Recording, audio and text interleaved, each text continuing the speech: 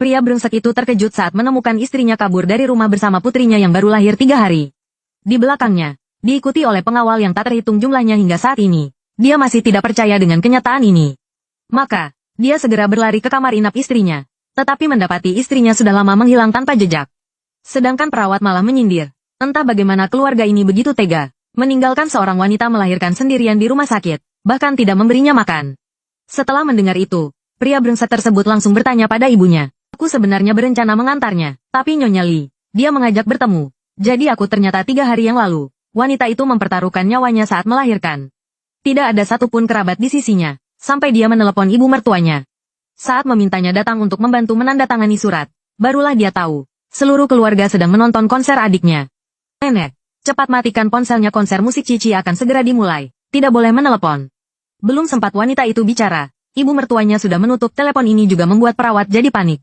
Perlu diketahui, di rumah sakit, tanpa tanda tangan keluarga, operasi tidak bisa dilakukan, tapi jika tidak segera dioperasi, wanita itu dan bayi yang akan dilahirkan akan dalam bahaya. Saat itu, wanita tersebut teringat suaminya yang sedang dinas di luar kota.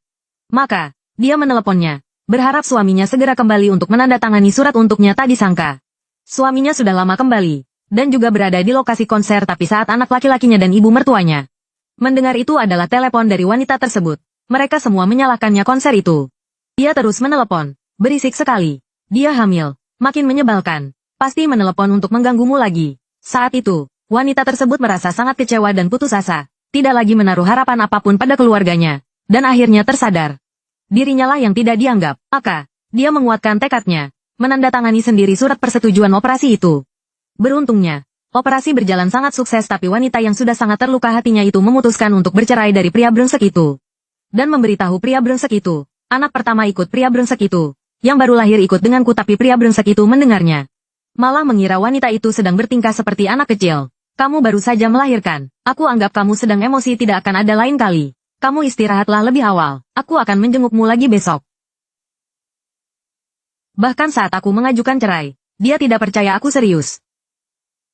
Tapi Lu Jingxuan, aku pasti akan bercerai. Kemudian, wanita itu menelepon dosen pembimbingnya, menanyakan apakah laboratorium masih membutuhkan orang. Ketika dosennya mendengar murid kesayangannya yang ahli dalam teknologi khusus itu akan kembali, dengan gembira dia mengatakan tentu saja menyambutnya. Kemudian, dia berkata pada gadis itu bahwa dia akan mengatur segalanya. Tak lama kemudian, sekelompok pria berpakaian hitam masuk. Anda Nona Su, Profesor bilang, karena Anda terburu-buru ingin pergi, tidak perlu menunggu besok. Beliau sudah mengaturkan pusat perawatan pasca melahirkan yang terbaik untuk Anda. Kami datang untuk menjemput Anda. Profesor bahkan menyiapkan ini untukku. Tidak hanya itu, beliau juga mempekerjakan pengasuh bayi pasca melahirkan yang berpengalaman untuk merawat bayi, dan 2 orang bibi untuk memasak, membersihkan rumah, dan merawat bayi. Saat itu, wanita tersebut sangat terharu. Teringat dirinya yang mengorbankan cita-cita demi keluarga, hanya mendapatkan berbagai macam cibiran. Sedangkan hanya dengan 1 telepon, dosen pembimbingnya memperlakukannya seperti harta karun. Maka, dia meminta pria berpakaian hitam itu menyampaikan pesannya kepada dosen pembimbingnya. Dirinya pasti tidak akan mengecewakan bimbingannya. Segera setelah itu, melihat kamar inap yang dingin dan tak berperasaan ini, dirinya bersusah payah melahirkan anak untuk keluarga pria brengsek itu. Tapi teringat perlakuan mereka padanya.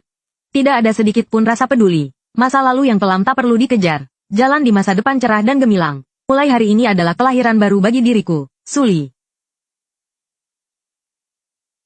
Tepat pada saat itu, keluarga pria brengsek itu juga tiba di rumah sakit. Tapi anak laki-lakinya berkata tidak ingin melihat wajah ibunya. Tak disangka, pria brengsek itu bukan hanya tidak memarahi anaknya, malah menuruti perkataan anaknya dan kembali pulang. Tapi, melahirkan memang sangat melelahkan. Semoga setelah dia pulang nanti, dia bisa sedikit menahan diri. Hari ini lupakan saja.